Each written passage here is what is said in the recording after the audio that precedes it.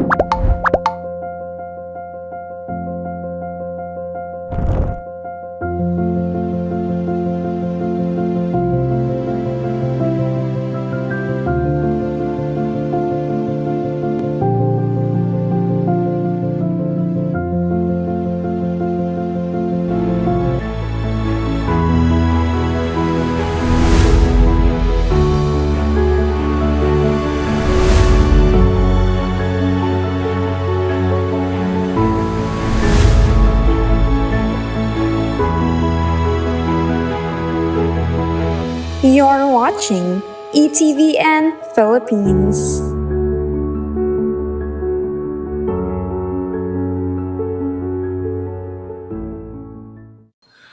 Magandang umaga po sa inyong lahat at magandang buhay.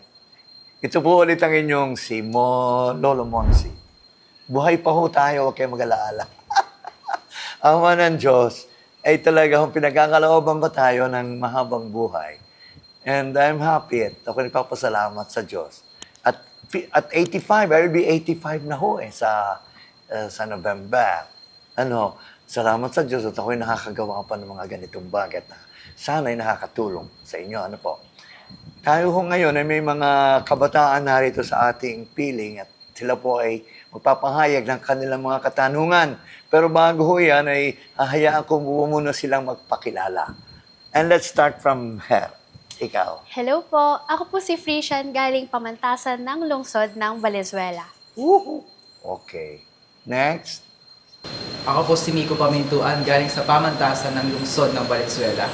Uy. Ako naman po si Brianna Faye Pintuan, galing naman po sa Pamantasan ng Lungsod ng Lipa. At ako naman po si Marian, galing sa Pamantasan ng Lungsod ng Valenzuela. Aba, taigang lipa.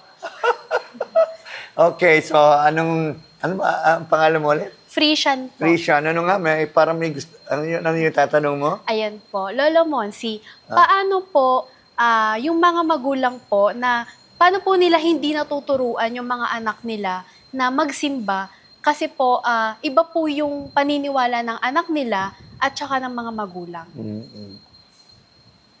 Oo nga, Parang medyo mahirap nga sa magulang.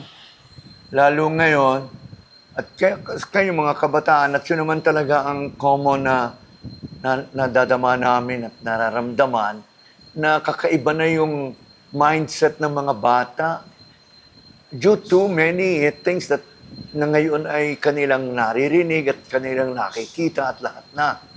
That is really a challenge Yes. sa magulang. Oo. Pagkat kahit pa very pious ang isang magulang at gusto niyang akayin ang mga bata na papunta sa kay God, na yun naman talaga dapat ang Yes. kanilang tungkulin, sila ang magmumulat sa mga bata. Pero baka ito namang si batang ito na wala namang ka-interest. Talaga napakahirap. Pero ganito po yun. With the persuasion. At saka, bilang magulang, you have the, ano bang tawag do?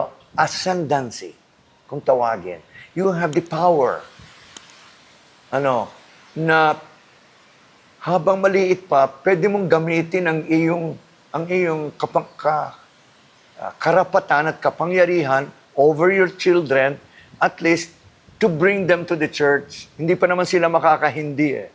Dahil, sila magulang, pag sinabi ba, okay, mga bata, wake up ngayon ha, bukas tayo ay sisimba, kaliliitan pa yan.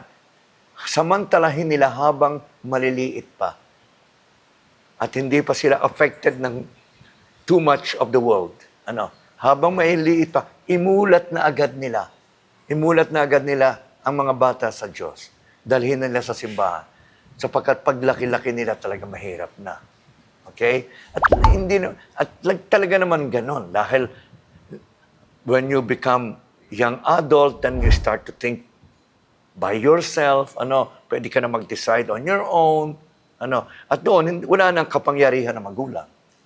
Pero habang bata pa, please, paki-initiate imulat na agad ninyo ang mga bata.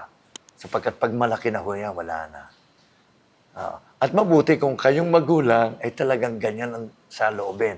Ang mahirap ay baka kayo mismo ang walang pagloloob sa Diyos o pagsimba, yun po. Pero kung ako inyong bibigyan ng pagkakataon, papaliwanag ko sa inyo kung gaano kahalaga ito. At ito'y isa sa mga utos ng Diyos. Yung sa 10 utos, isa ho ito. Make holy the Sabbath day. Ang gusto sabihin ni God, magtalaga kayo ng araw para sa akin. Because you need me. Kailangan nyo ako.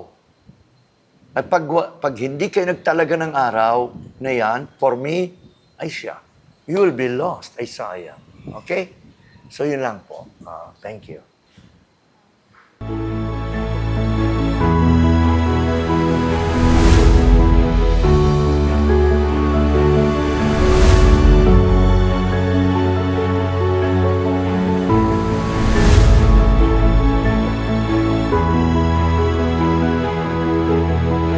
You're watching ETVN Philippines.